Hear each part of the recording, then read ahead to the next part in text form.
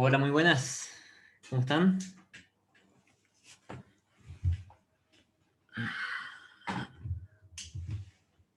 Ahí está.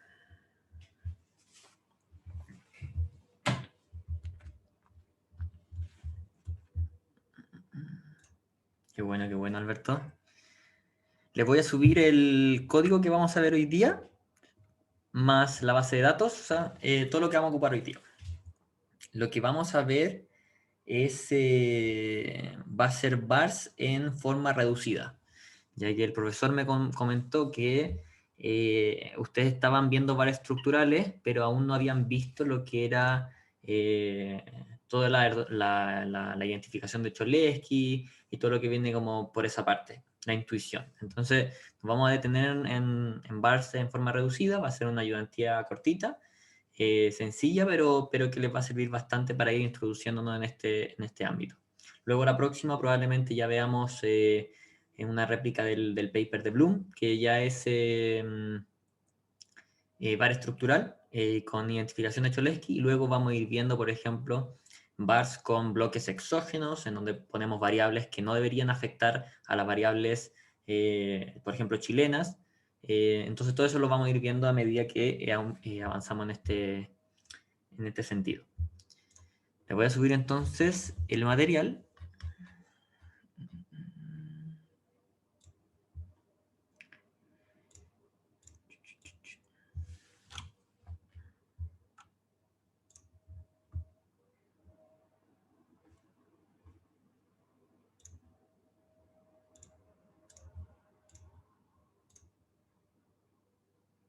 Ya.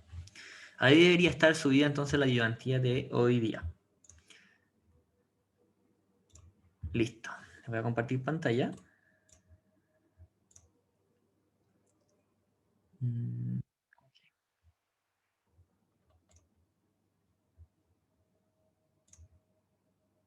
Listo. Pueden ver bien entonces, ¿no? Le voy a aumentar este formato. ¿Pueden ver bien? Sí, se ve perfecto. Ya, qué bueno, qué bueno, qué bueno. Bueno, lo primero que vamos a hacer, como siempre, es revisar un poco la base de datos, antes de todo. La base de datos que vamos a utilizar va a ser primero, vamos a tener el precio del cobre, vamos a tener la tasa de política monetaria, vamos a tener el tipo de cambio de Chile, la inflación de Chile, que sería el IPC, el IMASEC, que sería el PIB, el ENVI spread, que sería el spread que hay entre las tasas de gobierno de Chile con respecto a una en general, que generalmente es la de Estados Unidos. Esto no lo vamos a ocupar, pero este es el IPSA, que sería el IPSA, pero de otras empresas. Vamos a ocupar el T-bill, que sería la tasa de corto plazo de Estados Unidos. El VIX, que es un índice de incertidumbre económica que se calcula respecto a la volatilidad del S&P 500 de Estados Unidos. O sea, lo que hace de alguna manera es medir incertidumbre global. Vamos a utilizar, y todo lo demás no lo vamos a utilizar en este momento, lo vamos a utilizar para otras aplicaciones. Vamos a reutilizar la base de datos y por eso es que tenemos más datos. Esta base de datos viene desde mayo de 1999 hasta febrero del 2020 y tiene una frecuencia mensual, como ven. Teniendo entonces más o menos una idea de qué es lo que vamos a trabajar, vamos a ir con nuestro bar en forma reducida. Ya, entonces lo primero que vamos a hacer es transformar las variables. Esto es súper importante cuando trabajen con bars, y es que les comentó también el profesor que en los bars no se dejan las variables completamente estacionarias, sino que lo que necesitamos es que, por supuesto, que el bar en completo sea estacionario, pero que cada una de las variables tenga intuición económica y tú la puedes interpretar correctamente. En los armas también era así, pero necesitamos estrictamente estacionariedad de la serie. En este momento con los VARs no necesitamos estrictamente esto, es deseable, pero, por ejemplo, si vamos a trabajar con el IMASEC, lo vamos a transformar a porcentaje, ¿cierto? No lo vamos a transformar en el crecimiento del IMASEC. Por lo tanto, eso es importante. Eso es importante. Bueno, lo vamos a transformar a porcentaje, las variables que no tengan una interpretación por sí misma, como el precio del cobre. No queremos ver ya, si es que cambia entonces el índice del precio del cobre, cuánto afecta, sino que queremos ver, bueno, si es que cambia un 3% el precio del cobre, cómo afecta a esta variable. Tiene mucha más intuición. Entonces nos va a ayudar en el análisis posterior. Entonces, transformamos en logaritmo las variables que queremos transformar a porcentaje, y las variables que ya están en porcentaje, como la tasa de política monetaria, si es que están en, por ejemplo, si ven la base de datos nuevamente, la tasa de política monetaria está en un formato unitario. O sea, en mayo de 1999 la tasa de política monetaria era 6%, 6,1%. Y nosotros lo que queremos es que se transforme a formato decimal. Por lo tanto, lo dividimos por 100, simplemente. Vamos arreglando las variables de esa manera para que todo tenga una interpretación correcta para nosotros. ¿Podríamos interpretarlo de esta manera? Sí, sin cambiarlo así, dividido por 100, sí. Depende de ustedes. Pero no se tienen que estar completamente claros al momento de analizar los resultados de este VAR y de la impulso-respuesta, de la descomposición de varianza y lo que vayamos a hacer después. Eso es lo que necesitamos. Que estemos súper claros con nuestra interpretación. Porque cada variable va a ser diferente y cada variable va a tener su propio formato. Listo. Vamos entonces a transformar todas nuestras variables. Voy a dejar esto chiquitito acá. Para que lo vayamos viendo de repente. Vamos a declarar la base de datos como una time series, como siempre. Esto no es nuevo. Y lo que quiero mostrarles ahora es que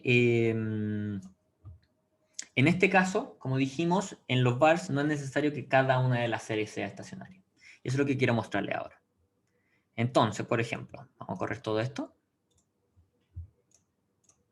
Vamos a hacer entonces un test de estacionalidad para cada una de las series por separado. Si se dan cuenta, vamos a partir con la T-bill, que sería la tasa de política monetaria, o sea, la tasa de corto plazo de Estados Unidos. Y, por ejemplo, esta variable sería no estacionaria, ¿cierto? Tiene un p-value de 0,44 en el test de Paper-Run. Por lo tanto, no califica como estacionaria en ningún porcentaje de significancia. En cuanto al precio del cobre, podemos ver que esta tampoco es estacionaria, tiene un p-value de 0,37. El IMASEC tampoco calificaría como estacionaria, tiene un p-value de 0,24. En el IPC, sabemos ya, o sea, cómo la grafiquemos va a ser diferente, cómo la interpretemos va a ser diferente, pero el IPC en este caso la tenemos como inflación. No se confundan con eso. En este caso, cómo está la variable en este momento, IPC es inflación, no es IPC, porque el índice no sería estacionario, ¿cierto? Iría aumentando con el tiempo, como el PIB. Pero la inflación no, la inflación es estacionaria, la estamos trabajando como inflación en este momento. Eso es importante que lo tengan en cuenta. Listo. La inflación entonces sí sería estacionaria al 1%. La tasa de política monetaria sería estacionaria, pero al 10%, con un p-value de 0,07. El tipo de cambio no sería estacionario, a ningún porcentaje de significancia. Y el ENVI, que sería el spread, como dijimos, el spread entre las tasas de los bonos de Chile respecto a las tasas de los bonos de Estados Unidos, es significativo, o sea, es estacionario al 5%, pero no al 1%. Un p-value de 0,17. 0,017. Bueno, esto lo podemos ver también gráficamente. Así que nosotros graficamos estas series, podemos ir viendo que cada uno de nuestros test tienen razón, ¿cierto? Los T-bill se nota que no son estacionarios por ningún lado. Precio del cobre. El precio del cobre tampoco sería estacionario, ¿cierto? Por lo menos en la totalidad de la serie. Si es que tomamos desde el periodo, no sé, 150 adelante, quizá podría ser, ¿cierto? Con el IMASEC no hay por dónde. No hay por dónde, este es el PIB como tal. Si graficamos la inflación, esta sí es estacionaria, como habíamos visto, al 1%. La tasa de política monetaria, la verdad, no parece muy estacionaria, pero es mucho más estacionaria que las demás que hemos visto. Y esta era estacionaria al 100, o sea, al 10%, lo siento. Cuanto al tipo de cambio, esta sería no estacionaria. Esta pareciera, ¿cierto? Que puede ser estacionaria quizás al 10%, pero no lo logra, no lo logra. Y en cuanto al MB spread, esta sería estacionaria al 5%. Si sacamos este outlier, quizás podríamos decir hasta al 1%, dependiendo de cómo sea. Pero sí se ve un poquito más estacionario. Solo para mostrarle que se pueden ver desde dos lados diferentes. Los tests, como siempre, son mucho más analíticos, mucho más precisos. Esto igual les puede ayudar para la intuición. Vamos entonces a determinar el número óptimo de lags que va a tener nuestro bar.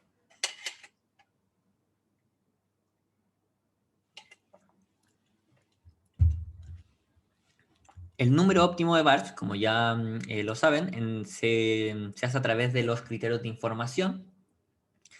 Y en este caso podemos ocupar el comando varsoc sin ningún problema porque no tiene un componente de media móvil. Entonces, por definición, por default, se ocupa el comando varsoc para determinar el número de lags en los procesos vars.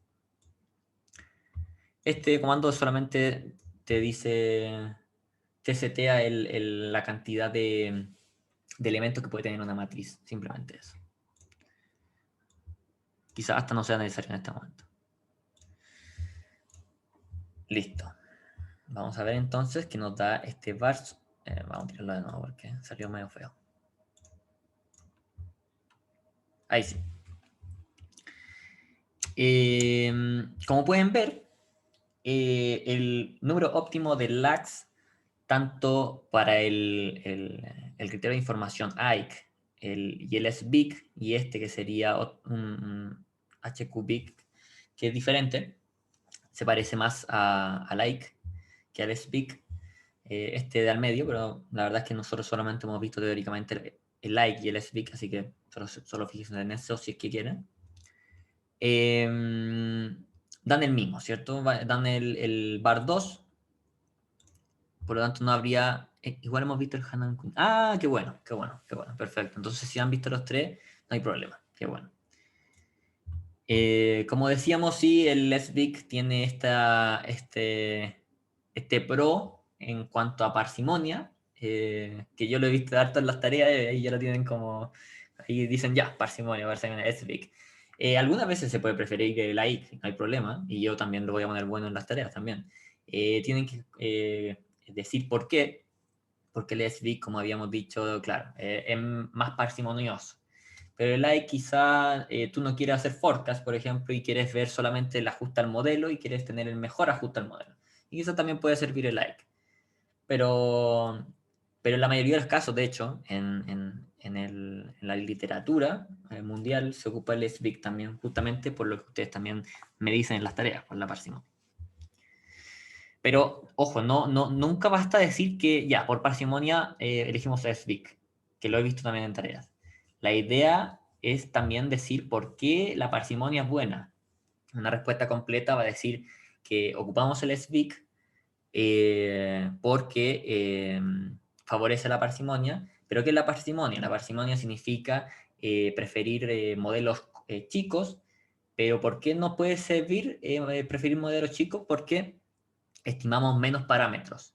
Y al estimar menos parámetros tenemos más grado de libertad. Y eso es lo que queremos. Necesitamos menos parámetros para más grado de libertad Y al ir estimando muchos parámetros en un modelo de un VAR 11, con 5 variables, es una locura. Tiene una locura de parámetros a estimar, y cada uno de esos parámetros te resta grado de libertad, y a la vez, cada uno de esos parámetros, al ser estimado, no es exacto, entonces puede tener problemas en la estimación. Cualquier parámetro puede tener problemas, pero si es un var 1 con 12 variables, va a tener re pocos parámetros. En cambio, un var 11 con 5 variables va a tener una cantidad de parámetros que alguno va a tener problemas en la estimación. Perfecto, va a estar quizás secado para la derecha, a la izquierda, y eso te va a afectar, ya sea en el forecast, en la impulso-respuesta que hagas, en la descomposición de varianza que hagas, en los análisis que hagas. Ya. Dicho esto, que me enrollo algunas veces, vamos a seguir entonces con un var 2. Esa sería nuestra especificación definitiva. Hacemos el var con todas estas variables, con 2 lags, y ya tenemos entonces, bueno, todos los coeficientes estimados. Son bastantes, ¿cierto? Lo que queremos ver ahora es si es que este var es estable. Como dijimos, las variables no es necesario que sean estacionarias una por una, pero sí necesitamos que el var en sí, o sea, en total, en general, sea estable, y para eso lo que hacemos es este comando que se llama var stable. Lo que hace es verificar si los valores propios, todos los valores propios del var estén dentro del círculo unitario. Es lo que necesitamos. Entonces podemos ver que esta se acerca peligrosamente, de hecho, al 1, pero te dice que todos los valores propios están dentro del círculo unitario, y que de esta manera el var satisface la condición de estabilidad, que es lo que necesitamos. Todo lo que les pasó al profesor, de que necesitamos que los errores del var sean ruido blanco, etcétera, se hace con este comando, var stable, y con esto nos podemos dar cuenta al tiro si es que hay alguno que sea uno, te lo va a decir también. Y ojo ahí, porque algo está pasando. Vamos entonces ahora con una parte que me pidió también explícitamente el profe que viéramos, que es la causalidad de Granger. Sofía, dale. Hola, que tenía una pregunta respecto al bar stable. ¿Qué ¿Mm? pasa si es que alguno no nos dice, por ejemplo, que es 2 o que está fuera del círculo unitario? ¿Cómo arreglamos eso? Mira, ahí ya sería bueno quizás trabajar las variables. Porque puede ser que todas las variables no sean estacionarias, y si ninguna es estacionaria, puede ser, de hecho es probable que el var en total no sea estacionario. Por lo tanto, aquí, no sé si te acuerdas, vimos que varias de las que tenemos son estacionarias al 1, al 10, al 5%, como también hay varias que no son estacionarias. Pero si es que ninguna es estacionaria, puede ser que te dé un var no estacionario. Y ahí es momento de decir, bueno, sacrifiquemos quizá un poco de interpretación, o igual, trabajemos con otra interpretación y trabajemos las variables para que sean estacionarias. Eso sería. Ya, perfecto. Muchas gracias. No hay problema. Vamos entonces con la causalidad de Granger. Importante recordar que este test no distingue correlación de causalidad, se dice causalidad, pero es de Granger, y este es el sufijo que siempre tienen que poner cuando estén evaluando este tipo de causalidad, porque no es causalidad como tal, es simplemente una relación dinámica entre variables, ya que te dice que una variable anticipa a otra, y esa sería la definición de causalidad de Granger. No es por ningún lado una causalidad como tal. Ya, perfecto. Vamos entonces con el código. Vamos a ver qué nos dice. Y en total, cómo se lee esta tabla es si es que el p-value es menor a un cierto rango de significancia, ya sea 10, 5, 10 o 1%, entonces podemos decir que la variable verificada causa a Lagrange a la variable explicada. O sea, la variable explicativa a la variable explicada. Por ejemplo, tomemos en cuenta el precio del cobre, la primera. Este tiene un p-value de 0,058, por lo tanto, al 10% podríamos decir que el precio del cobre explica a Lagrange a la tasa de política, o sea, la tasa de corto plazo de Estados Unidos. ¿Sí? Después, al final de todo, hace un test, de alguna manera un análogo al test F, en donde hace el conjunto de todas estas explicaciones y ve si es que en total todas estas explican o no a la ecuación de la tasa de corto plazo de Estados Unidos. Y podemos ver que en general, en total, todas estas variables al 5%, ya que tiene un p-value de 0,012, al 5% explican a Lagrange a la tasa lo siento, estoy pegado con la tasa de política monetaria, a la tasa de corto plazo de Estados Unidos. También un comentario extra es que la tasa de política monetaria de Estados Unidos o de cualquier país generalmente se parece mucho a la tasa de corto plazo. Entonces, evaluar a la T-bill debería ser parecido a evaluar la tasa de política monetaria de Estados Unidos. Perfecto. Una vez ya sabemos entonces cómo se lee esta, es solo cosa de la interpretación que te pidan, ya sea en una tarea o la que quieras hacer en un paper, la vas sacando de aquí. Pero como dijimos, solamente es una interpretación de relación dinámica entre variables.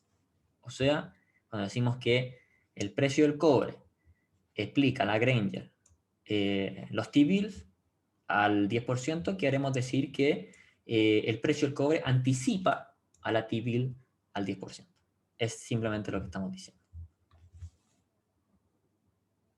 Perfecto. Una cosa a tener en cuenta y que quiero recargarles porque me va a ayudar a la interpretación que vamos a tener con el bloque exógeno que les comenté al principio de la clase, que va a ser después en otra ayudantía, es que, por ejemplo, ¿les parece que tiene sentido que, por ejemplo, la tasa de política monetaria chilena explique y anticipe a la tasa de política monetaria estadounidense, que es una tasa política mundial? O sea, de alguna otra manera, esto está diciendo que la tasa de política de Estados Unidos estaría explicada por la tasa de política chilena. No es causalidad, pero es correlación. ¿Les hace sentido?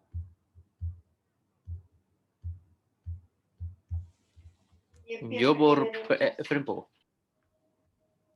Perdón, que me están justo hablando aquí.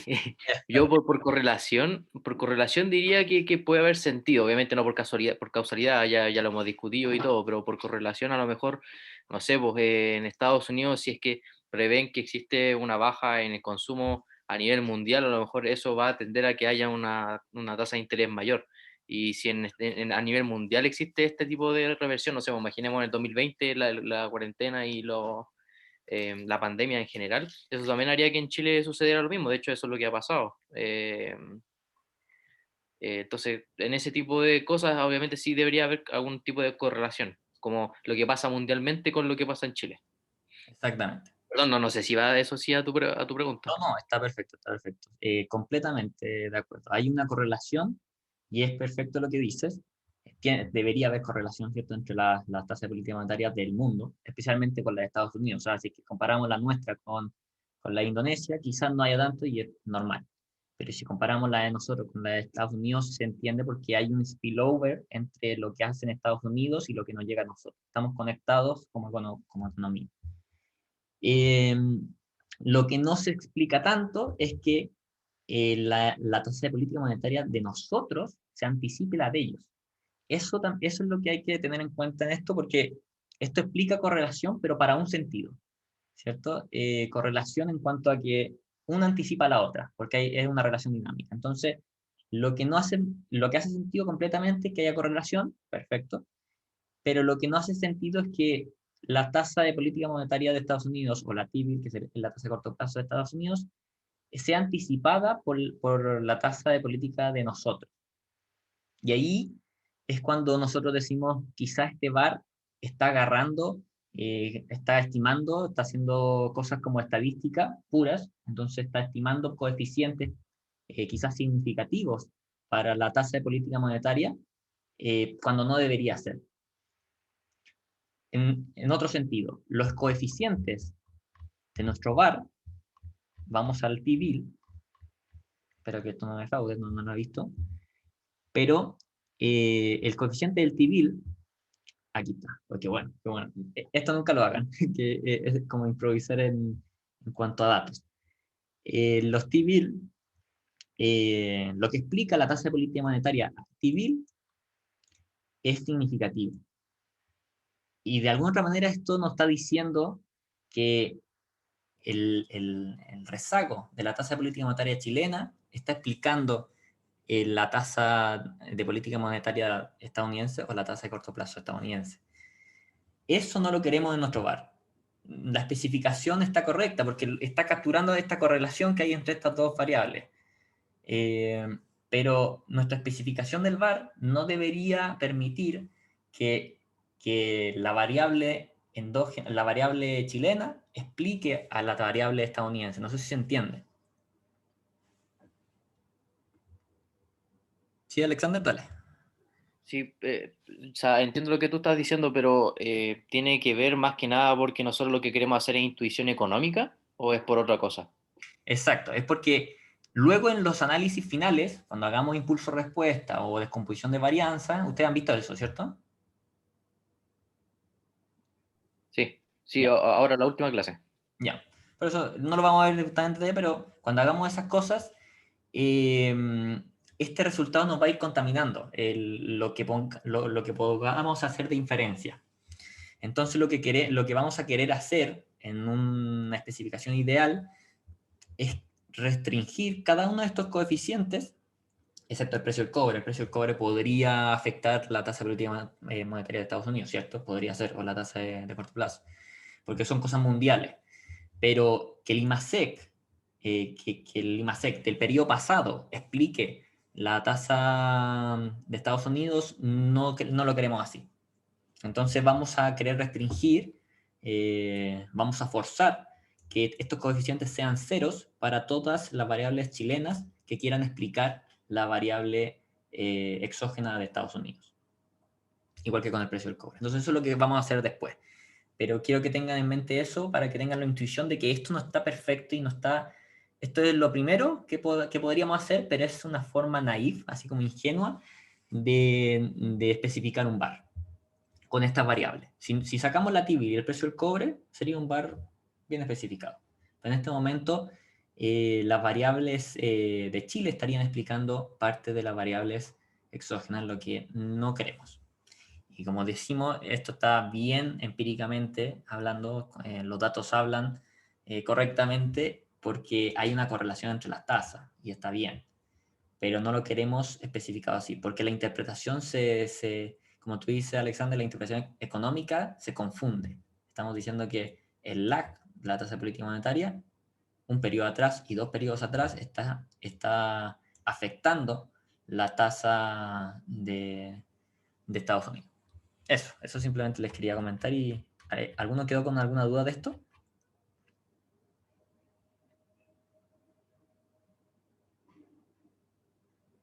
¿No? Ya. Eso. Vamos entonces con ya casi la parte final de esta ayudantía, que serían las IRFs. Estas IRFs también es una forma naive de hacerlas, porque nosotros lo que vamos a querer hacer, y yo creo que lo vieron ahora, son las impulso-respuestas de shocks estructurales. Porque lo que vamos a hacer ahora son IRFs, impulso-respuestas, de un shock, pero que está contaminado con los errores de otras variables.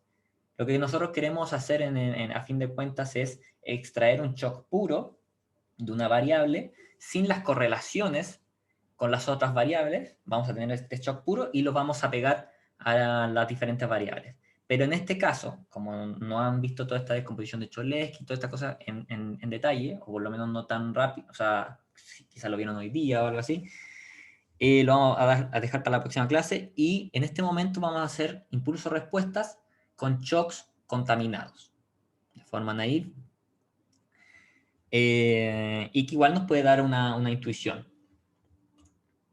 Pero no recomiendo hacerlo en ningún paper, tarea, porque los van a poner mal, así o sí. Vamos a crear esto. Se demora en esto, por si acaso. Este comando lo que está haciendo es crear las impulso-respuesta y bueno, y todos los cálculos respectivos a la impulso-respuesta, descomposición de varianza, etcétera, y después uno simplemente los llama. En este caso, vamos a llamar después a este, pero vamos a esperar que se corra el código. ¿Alguna duda hasta acá?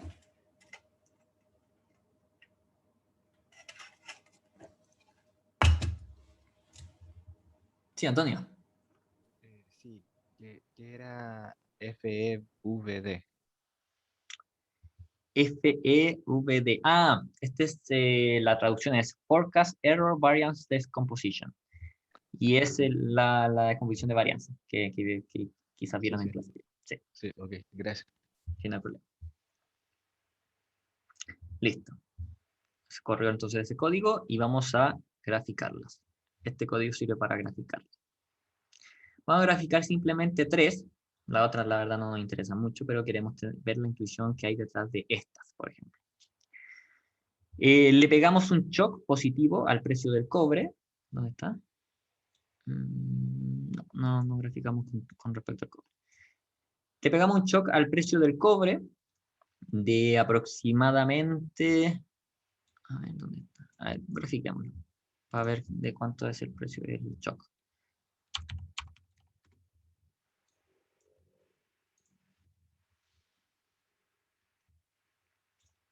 El shock al precio del cobre que le hicimos es de 1.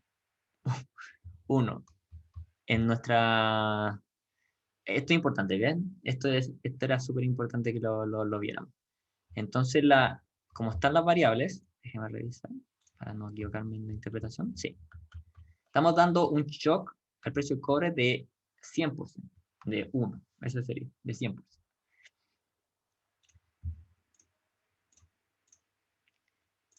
¿Y qué es lo que hace?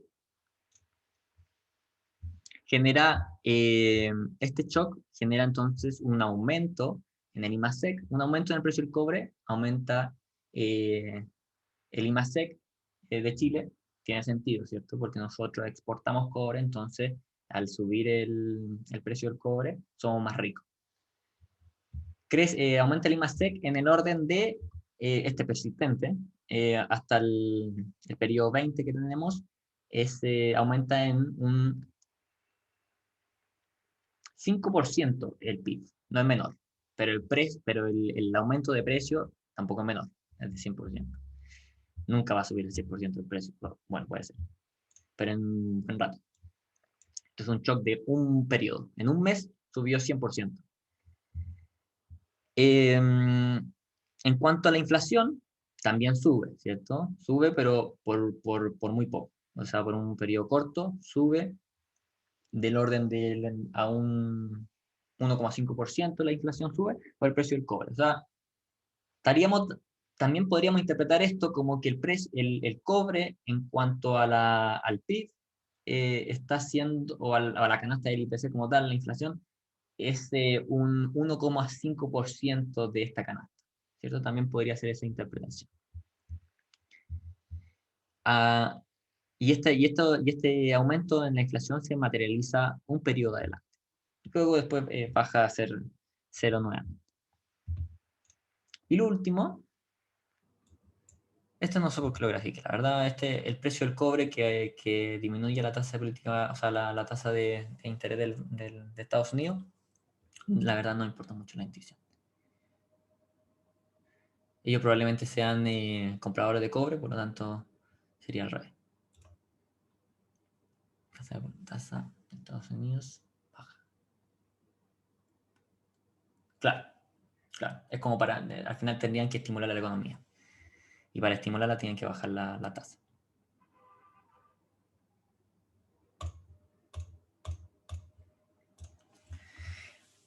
Ojo, como les digo, esto es una idea vaga de lo que puede ser el impulso respuesta. Lo que encontramos fueron intuiciones correctas de lo que debería esperarse de un shock del precio del cobre a la economía chilena, ¿cierto? Que aumenta el IMASEC, o sea, aumenta el PIB y aumenta la inflación, correcto.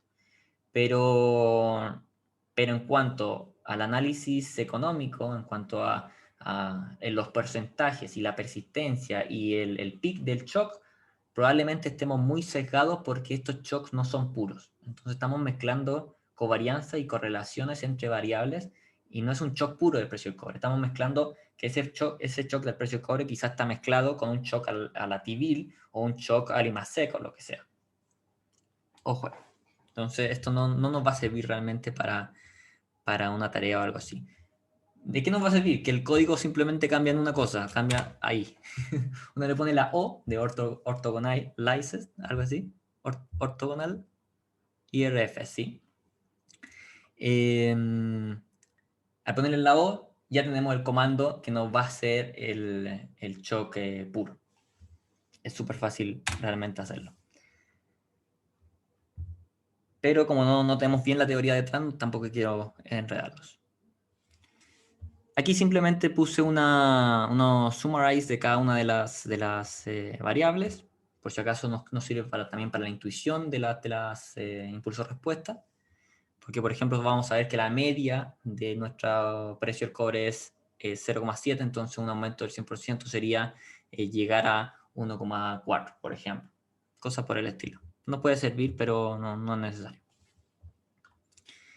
Y finalmente, quiero mostrarle, por ejemplo, el mismo gráfico, pero un shock a la TPM.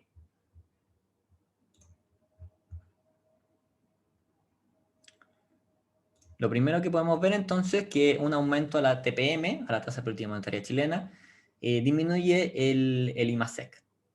Completamente de acuerdo con la intuición económica, ¿cierto? Si aumentamos la tasa de política monetaria, quiere decir que estamos bien económicamente y queremos, al revés de bajar la tasa de política monetaria. Cuando uno la baja, estamos estimulando la economía, cuando uno la sube, estamos contrayendo un poco la economía porque no es necesaria tanta estímulo y queremos dar este espacio para que en el futuro podamos estimularla.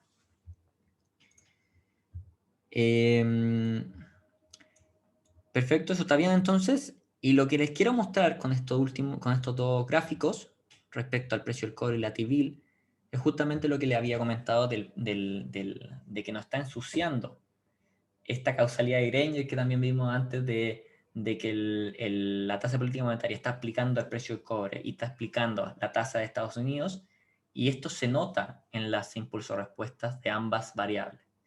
Si pueden ver, esta interpretación nos estaría diciendo que la tasa de política monetaria chilena, el shock de la tasa de política monetaria chilena, un aumento de nuestra tasa haría disminuir el precio del cobre y haría disminuir la tasa de Estados Unidos, lo cual no tiene ningún sentido económico. Nosotros no vamos a afectar la tasa de Estados Unidos ni vamos a afectar el precio mundial del cobre a través de nuestra tasa de política monetaria. No tiene ningún sentido. Y si lo hacemos, probablemente no sea significativo. O sea, puede ser que lo afectemos, ¿cierto? Estamos todos conectados, pero de forma significativa, eso es hablar de cosas potentes que te dejarían fuera de la tesis, sí o sí. Así que, ojo con eso. Ojo con eso. Simplemente otra forma de mostrarles que no está bien. No está bien la especificación y que vamos a trabajar en las próximas ayudantías para arreglar. Y lo último que les quiero mostrar es que los bars en forma reducidas, lo que sí sirven y lo ocupan mucho en la literatura, es para graficar, es para hacer forecast. ¿Por qué para hacer forecast? Porque nosotros para hacer forecast lo que queremos es la mejor estimación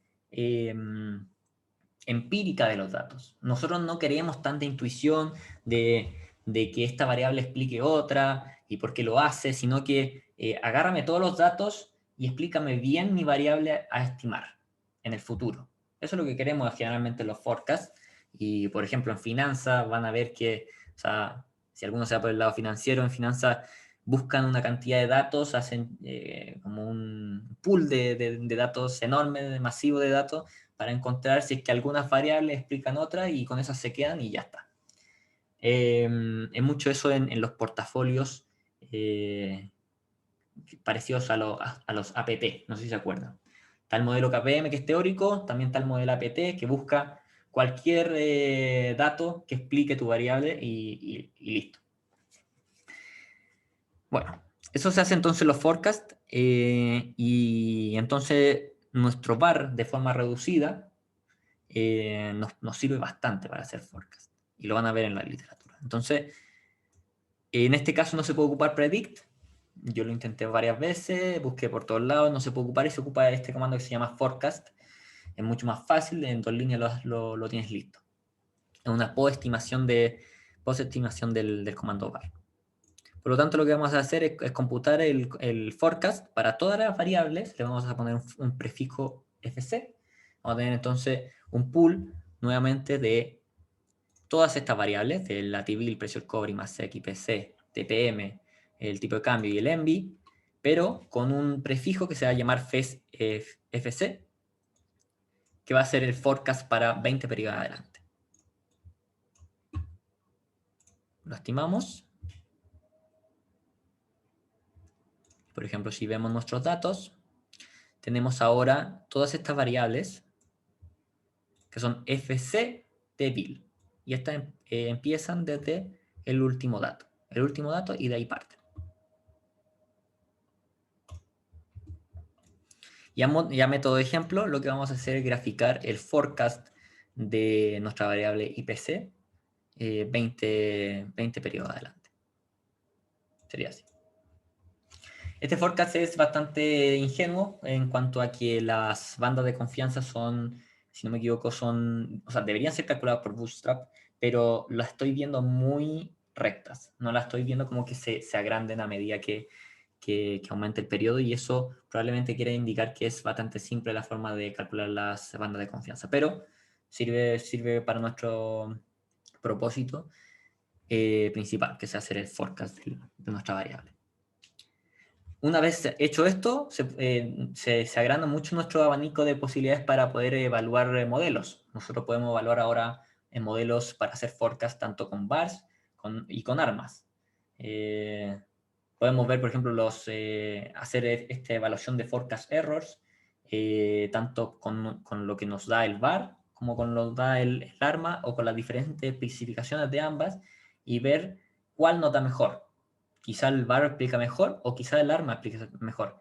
Y una cosa en la literatura que se da mucho, es que independiente de lo complejo que sea el modelo, generalmente la R1 a R2 gana o está muy cerca de lo que podría explicar un VAR 4 con 5 variables. El AR2 haciendo forecast o el AR1 haciendo forecast son geniales, son muy, muy, muy buenos y en la literatura eso se ha probado mucho.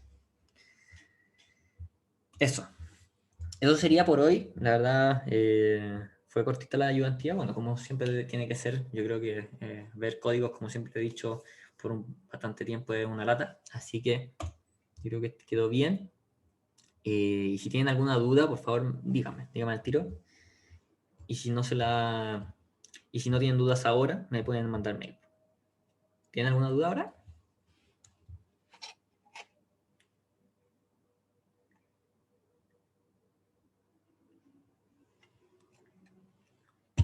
¿No? Todo bien, muchas gracias. Sí, todo bien. Perfecto.